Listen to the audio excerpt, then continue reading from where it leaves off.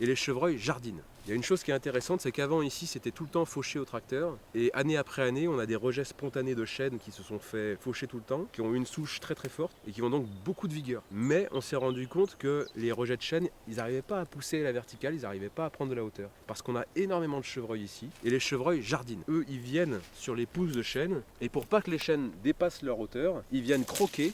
Donc on voit ici par exemple ce chêne là qui a été croqué ici et là, encore une fois ici, de manière à ce que le chêne ne puisse pas aller en hauteur et qu'il se mette à buissonner tout le temps. Donc il y a une chose à faire avec la serpe, c'est de venir couper les branches latérales. Donc par exemple ce chêne là, il a le même âge que celui-ci. Supprime les branches latérales, l'info du chêne c'est il faut que je monte, il passe par-dessus les chevreuils et ensuite la seule chose que les chevreuils peuvent faire pour l'embêter c'est se frotter sur l'écorce. Donc puisque c'est une fauche tardive, on a de la ronce qui envahit année après année la prairie, donc on vient la scalper comme on l'a fait.